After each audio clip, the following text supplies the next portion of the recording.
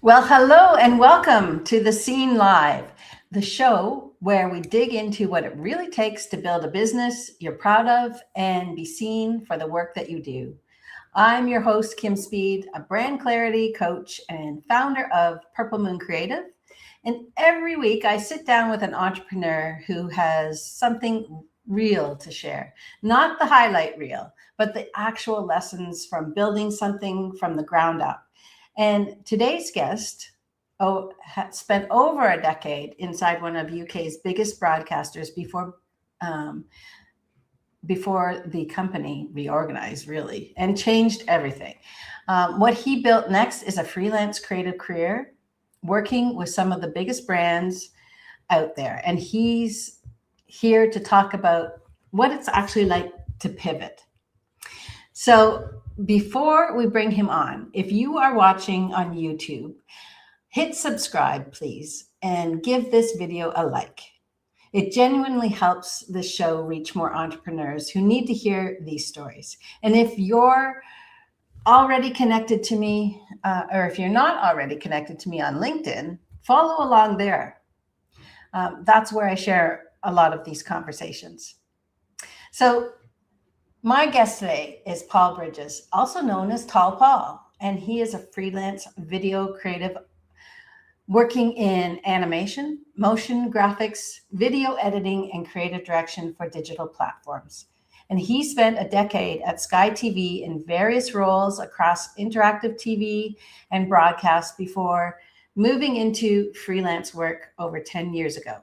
And since then, he's created content for brands including PwC, Budweiser, Stella Artois, Amazon, Harley Davidson, Wix, and London Tourism.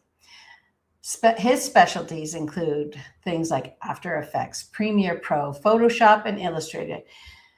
And he focuses on promos, sizzle reels, and explainer videos for broadcast and corporate clients. So please help me welcome my guest, Paul Bridges. And here he is. Hello, Paul. Hi, Kim. How you doing? Thanks for having me and good to see you. You as well, and thank you so much for being here. I know that whenever I have anyone, I say from across the pond, and you are from the UK, you come on late at night. So first off, thank you so much for being here live with us.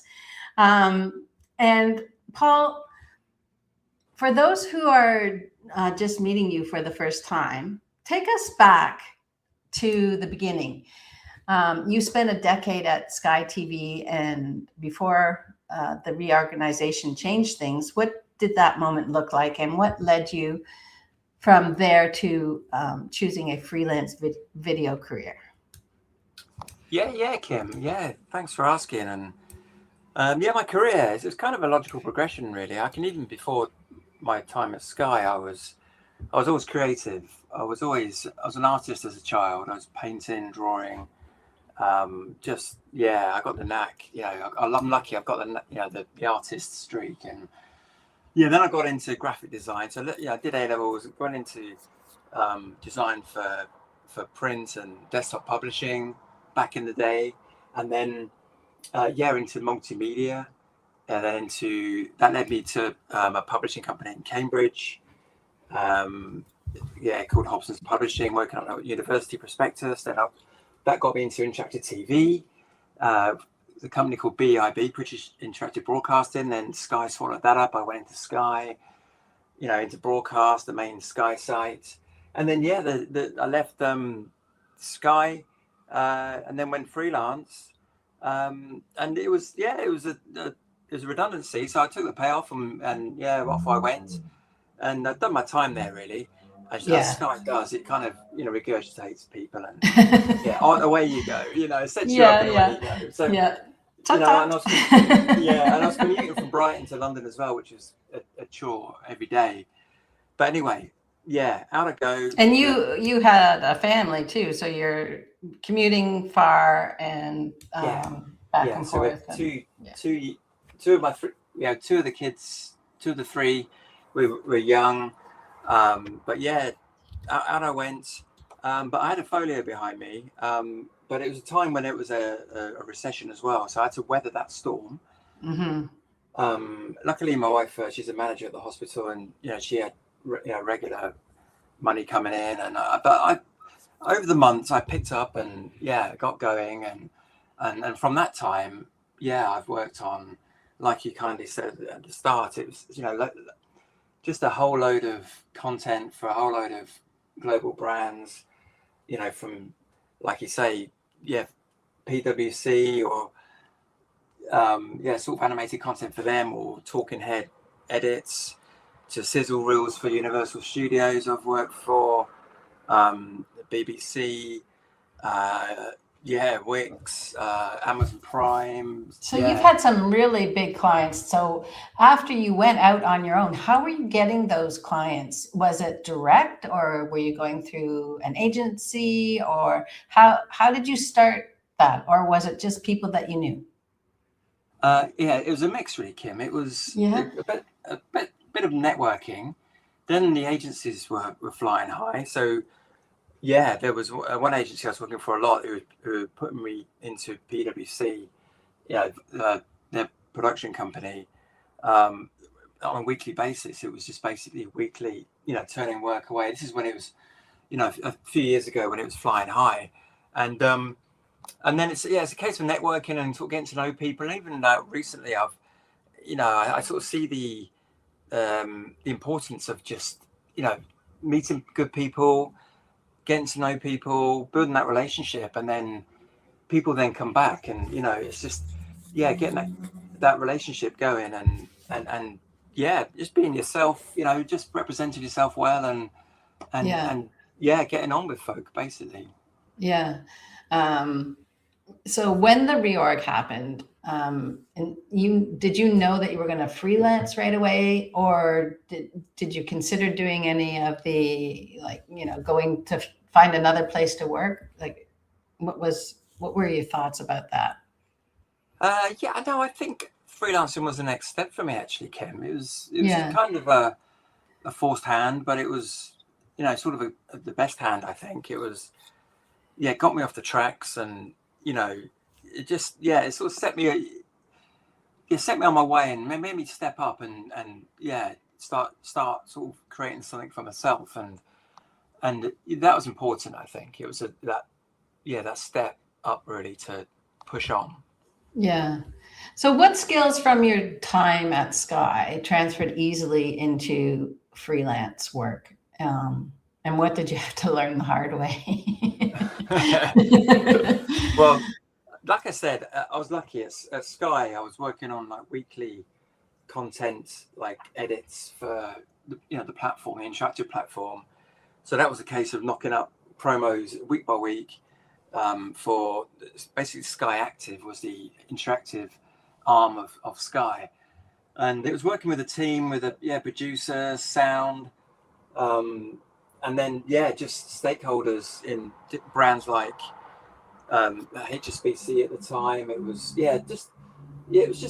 weekly challenges, in a broadcast atmosphere and a company and team, and that was just great grounding for me, in that environment. And then great way to learn.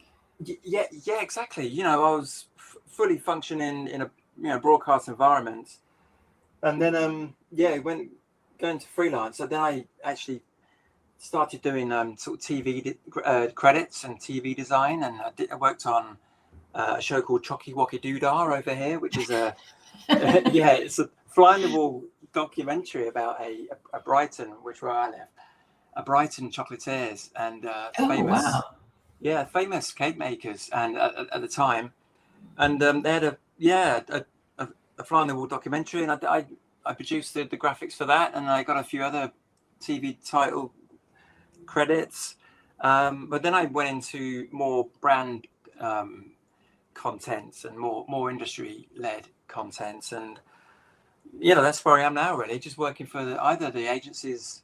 Like currently, I'm still working for the agencies on sizzle reels. Just done a job for a big beauty sizzle for a big beauty brand, a global beauty brand. Finished it last week, but now this week, Yeah, it was, but that's agency led. You know, they're throwing the facts and figures at me, and I'm cutting the sizzle. You know, and Yeah. then deliver it for the presentation.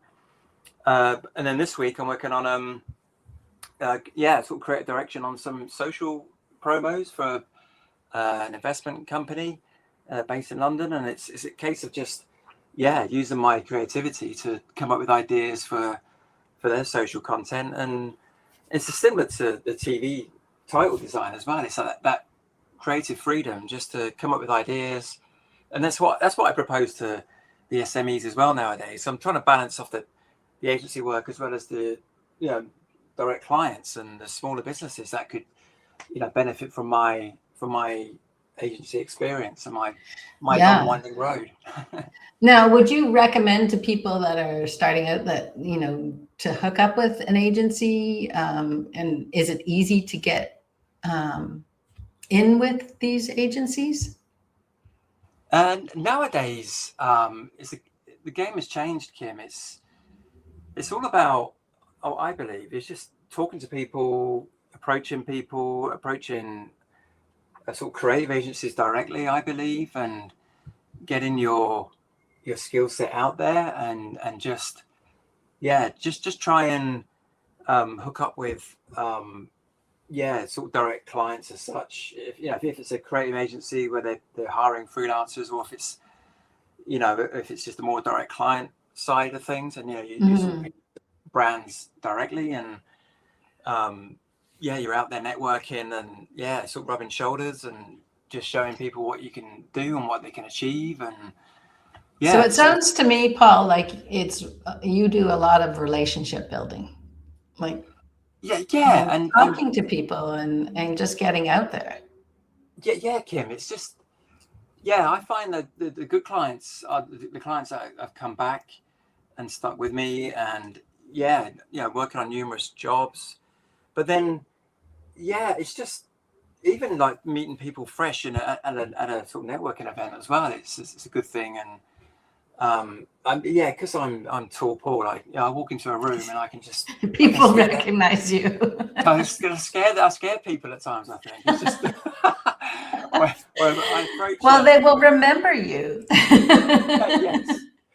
Yeah, well, that's true. I couldn't even help myself. I had to introduce you as Tall Paul because that's just how we know you. As I know, Kim, that's throughout my life. It's been Tall Paul, TP, and that's your brand. That. It could be worse, It could be worse. Yes, it could. So I have a question for you. When you're working with a corporation like Sky, they're obviously keeping you up to date on all of the what's new and what they need you to know. When you go out on your own, how do you keep up with all this technology? If like we're thinking 10 years ago, things were a lot different than they are now. So how do you keep up with it all? Like everyone else, really, Kim. It's just a bit of socials. I thumb through TikTok, and even looking for the sort of industry specific sort of creators, and like the AI side, you just pick up little bits and pieces and such, like in terms of the new tech that's out there. And I belong to chat groups and sort of networking groups, and it just sort of peer-to-peer kind of groups that share knowledge and experience, and it's just a good thing to do. Just rub shoulders with the same kind of people, and and plus a different kind of people. Voiceover artists or marketeers or right. wordsmiths. It just doesn't. Everyone's. Do you invest in yourself in like courses? Is that important to you, or it must be software that has to be updated all the time? Is that true? Yes. Yeah. I mean, especially with AI, you've got to jump on and learn, haven't you? It's moving so quick. But I stick with mainly with Premiere Pro and After Effects, for my compositioning and editing. But I know it's out there with the creation tools, which are just so fast evolving. Yeah. And I've even had a client who was a DOP and a creative director who's just got into AI editing, and it's just an amazing job he did. Just instead of going out shooting on location and costing big budgets, it was, it's all done in AI. It's just ridiculous. I saw a guy do a Super Bowl ad, and I was like, "What?" It's all AI. I know. Yeah, he's a DOP too, or director of photography as well, and I guess he learned it. And instead of actually shooting it, they did it as a test, and they shot a whole. And I actually think it was Budweiser, but I'm not sure because at the time he couldn't tell us. But I know that he does work for them. Yeah, there was a Budweiser one, wasn't there, for the bowl this year? I think so. Yeah. So I mean, amazing thing, and that's why I'm thinking, oh my gosh, like I know even for me, there's so much to learn all the time. So it must be the same for you, and that's why I'm thinking you must have to invest in time and money to keep up with things to keep relevant. Yeah, you've got to keep abreast of the situation and how fast moving it is, and like all creatives, it's just the way it is. You've got to be versatile. You've got to take on new skill sets and roll with it, really. And it's a strange sort of era at the moment. It's just so fast moving. It's just but then people invest in people, and as long as you stick true to yourself.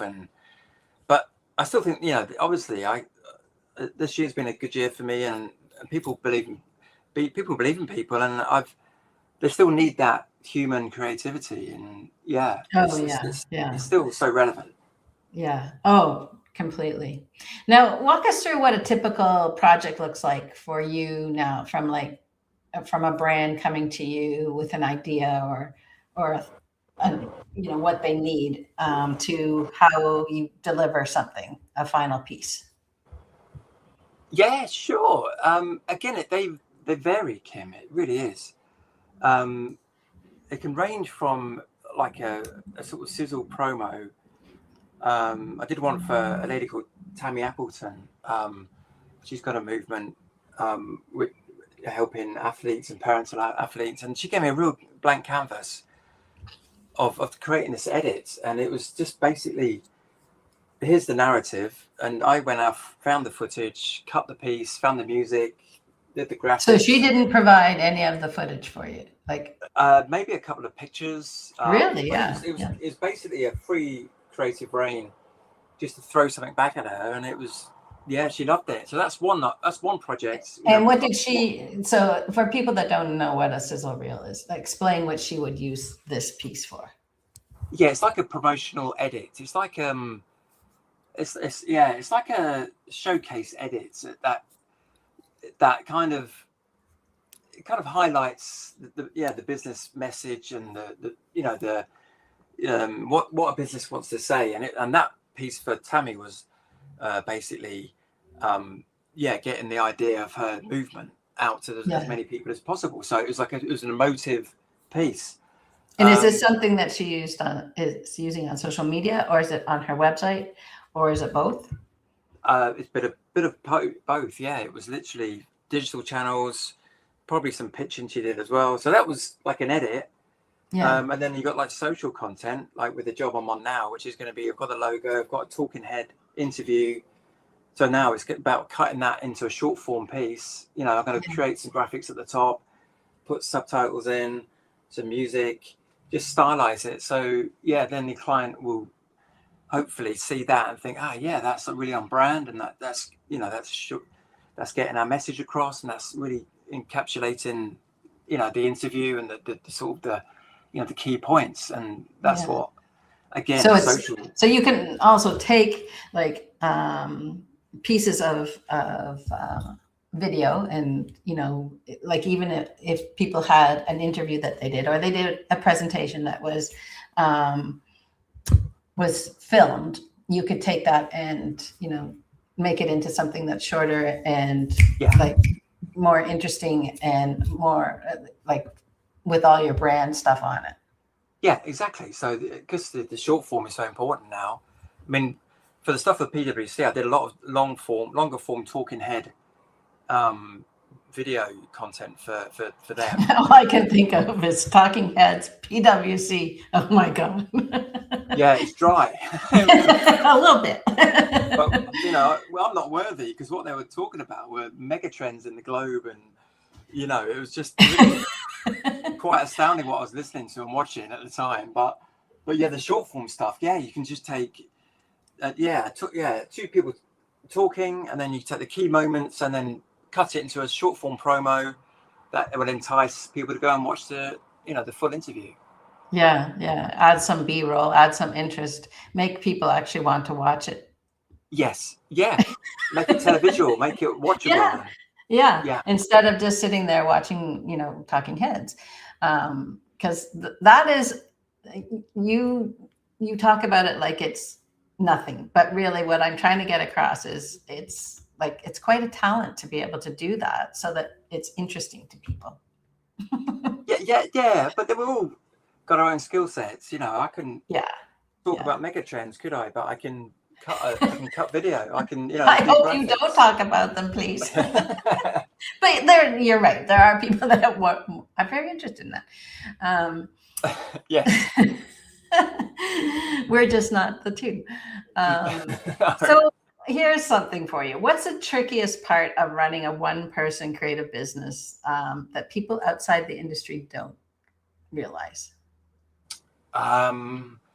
It's just juggling, Kim, as you probably know. It's just, you've got so many hats to wear, haven't you? You've got to do your accounts. You've got to market yourself. You've got to do your job. You've got to be creative. You've got to network. You've got to be the family man. You've got to make time for yourself. You've got to because a lot of us are working remotely now, so you're on your own quite a lot, and it's just exercise, get out there, just and that's that, especially for people like you and I know yours is a desk job and it's behind the screen, for long periods of time. So how do you manage that balance? And you have a family and you have to take care of your health, and you have to make sure you're eating right.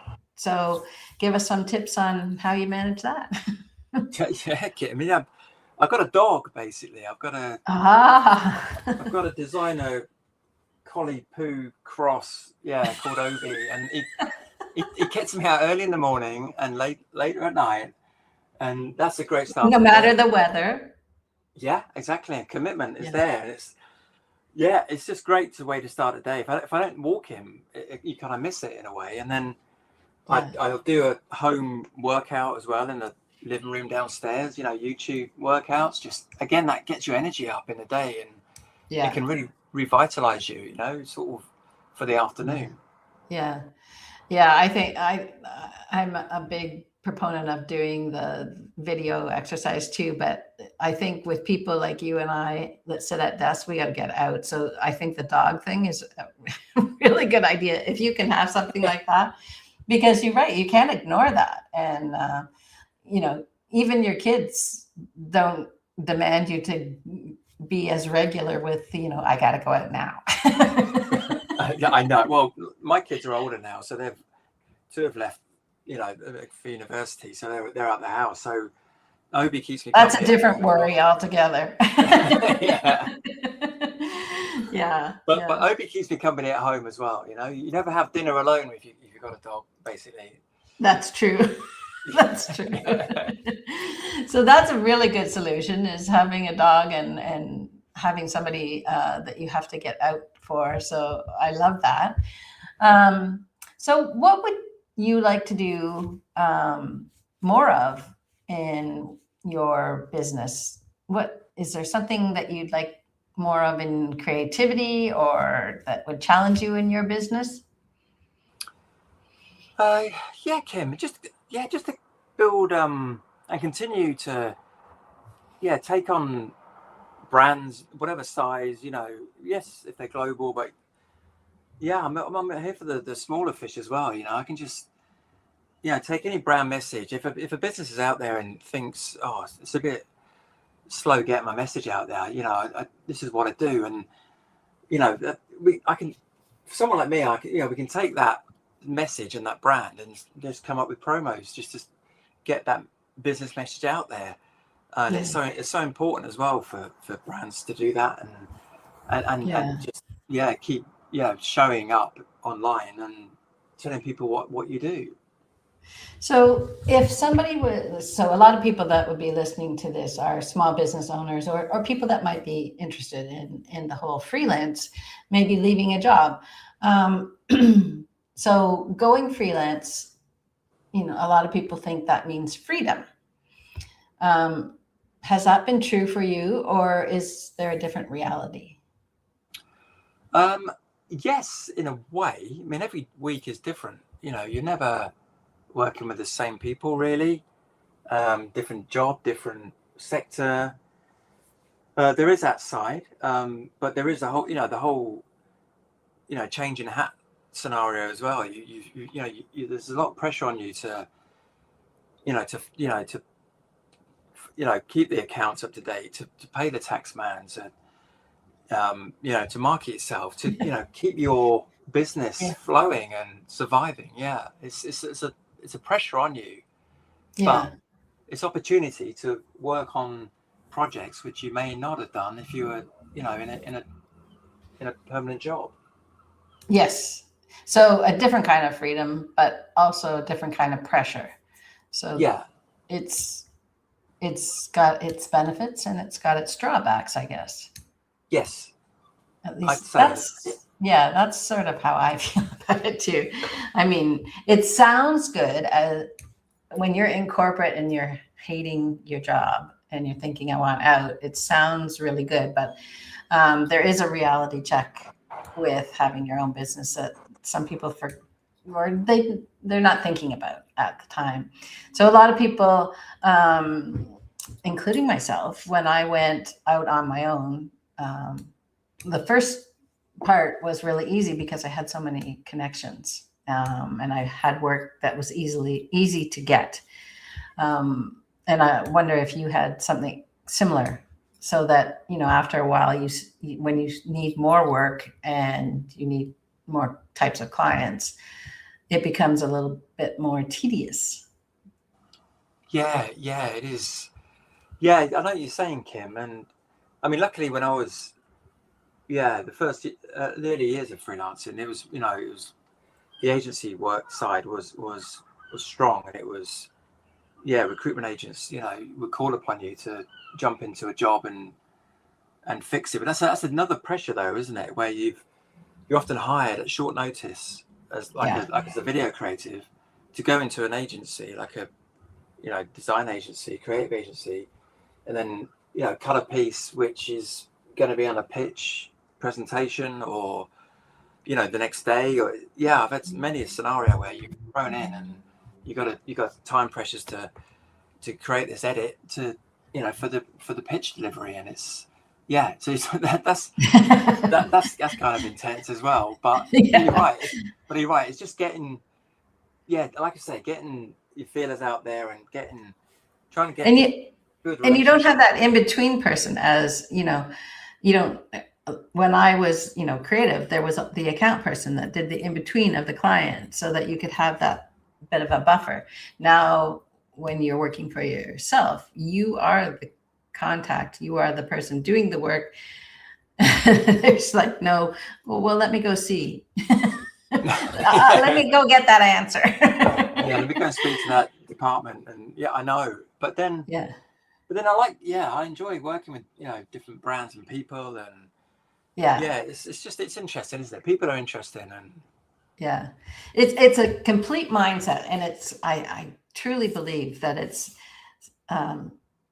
the people that do it and love it, really love it, but it's not for everybody. Do you believe that too? Yeah, I do. But some people need the security and just the secure place of work where there isn't any worries. But then I've like every freelance creative, you have periods of time where you aren't working for weeks, and like a couple of years ago was a tough year, I believe, and it was just, again, you sort of you creating marketing for yourself. You're pushing harder to keep getting your name out there and getting your content out there. But you do have peaks and troughs, and you got to ride them out. Yeah, exactly. And understanding that, when there's a dip, it doesn't mean that's the end of the world. But when they first happen, it's a bit, whoa, what's this? Yeah, and I'm wait a alive. minute, I need the money. Yeah, you think you're alone in the world as a freelance creative. Yeah, But then, exactly. but then I find that if you've got a quiet time, then that's the time to work on your own stuff and work on your own marketing and just building that up. And use your time wisely and use your downtime to build up your own content. Yeah. And that sort of goes into my next question. If somebody were watching, they're sitting in a job they know is maybe shaky, the company is, they know stuff is going on that, could be, something could happen to them. What's one thing that they should start doing before they're forced into a decision? If you could go back. Yeah. I mean, like I said, I left Sky with a folio, with a lot of content, a lot of experience, and a lot of people won't have that.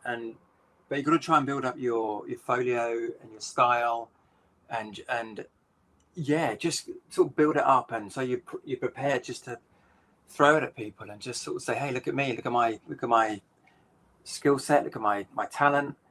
And then that will turn heads. People will look at stuff, and if they like it, you can get a booking easier. But it's, like I say, it is challenging, and it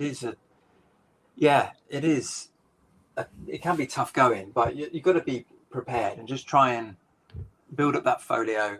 And if you're going to launch, have all that behind you. Yeah. So, if you can, being prepared is great, and having some of that, set up. If you have something that's visual, like being able to put that together, like you said, a portfolio, have that done ahead of time. Any business things that you would think of that need to be done ahead of time, or that you wish you had done earlier? Over in the UK, you've got to set yourself up as a sole trader or limited company. The business side of things. But even start joining groups, and even like the FSB, Federation of Small Businesses.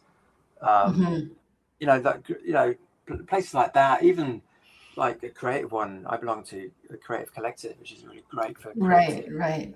Yeah. Again, that's peer to peer. That's a great supportive group. Networking online. But it's just just linking up with people and groups and people that can help you out. Yeah, finding your community, I think, is really important. And that's one of the things that helped me, is getting out and finding people, like-minded people. So that could be like different groups. So you said, you need the creative collective. That's one group. But then there's the entrepreneurs who are running businesses. And, I found that having those different communities really helped. So if you were thinking of maybe leaving, finding out and researching some of those groups, or the networking events that you might be able to go to. Yes, exactly. And spread your bets as well. Yeah, like say, hang out with the creative side, or if it's a sector you want to work with, start hanging out with those kind of networking groups as well, and those events. It's just you can be transferable as a freelancer as well. You can go across different sectors and go for varying sort of groups of entrepreneurs and businesses.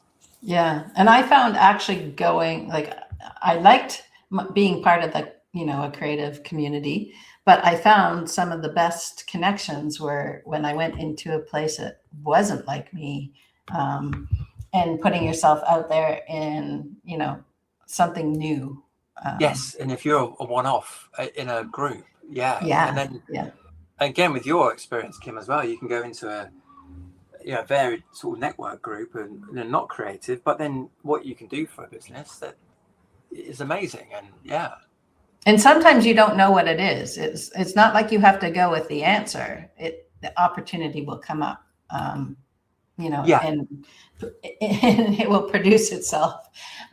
You just have to be yes, open to it. yes. Yeah, I think it's luck as well sometimes, like people yeah, knowing people and being at the right place at the right time, and sometimes it falls on your lap, but yeah. sometimes you got to work for it. But it falls on your lap because you've opened the door to it. And that's, I guess, what I'm getting at is go to some of these things that, even if you're introvert, sometimes you just have to put yourself out there. You're going to have to build those relationships, and it's not always going to be in the same core group. That's one of the big things that I learned was that, you have to go into places that you didn't think you would be hanging out. And my whole business changed because of that. So, Yeah, it and works. excited to grow. Yeah, yeah, Yeah, and it's good. It's good for you as well. It's good for your development as well, Kim, isn't it? It's for you to go into a room of different businesses and people. It's you can use each other. That's the thing. Yeah, that's what networking's about, isn't it? It's about knowing yeah. people, helping each other. 'Cause, people will need branding or they'll need a promo but then you might need a plumber one day, so you might meet a plumber in a networking event, and Exactly. local to Well, you. I've met some of the people that have helped me with problems that that Yeah. happened to me, like finances, lawyers. When I sold my house, you know, um, they weren't necessarily, oh, I want to go and join those types of groups, but they certainly were handy people to know. And it's funny that sometimes that comes around to business for you too. Yeah, and Yeah. again, that's part of luck, isn't it? And the relationships you build, and Yeah. it works. Yeah. So just before I let you go, a reminder to everybody, to the viewers here, to please subscribe on YouTube. If you're watching this on YouTube, please subscribe. Please like. That would be so appreciated by myself. And if you are on LinkedIn, please follow before we're wrapping up. And Paul, before I let you go, where can people find you, or what's the best place for people to find you? Yes, okay, Kim. Again, I'm trying to sort my own website out at the moment, but I've got a folio site. But my email, paul@paulbridges.tv is my email. I'll pick that up. But I've got stuff on LinkedIn, which is great to show. And there you go. That's my. I thought this might be a good place to start for people too. Yeah, thanks, Is Kim. your But on LinkedIn, there, I've got some featured posts, content, but I've got and your portfolio loads. is linked through your LinkedIn, isn't it? Yes, yeah. Yeah. So if you want to check out Paul's work, please do that. And also, before I let you go, just because this is a group of, not necessarily people that are part of large corporations, they might have their own business. I know that it might be intimidating to speak to somebody like you thinking, oh, he only does corporate work, but that's not true, is it? No, Kim, I will work for any business, large or small. If you've got a business and a message, you've got to get it out there and make it look good and be proud of what you put out there. And exactly. It's just, yes, I work for the bigger brands, but I also work for the smaller fish, and it's just I can help any kind of business basically. Yeah, yeah. And you have different, you have pricing that's suitable for somebody that's also in a small business. So Yes, I'm don't be reflective. intimidated. Please contact Paul. Go check out his portfolio. Go check out his LinkedIn. And if you want to connect with Paul, make sure you reach out. He's very friendly. And I'm sure you would enjoy a conversation, Paul. Thank you, Kim. You've been very kind. It's lovely talking with you again and seeing you. So thank you. Thank you so much for doing this. And thank you, everyone, for coming and watching. And we'll see you next time on The Scene. live. Take care. Bye for now. Bye-bye.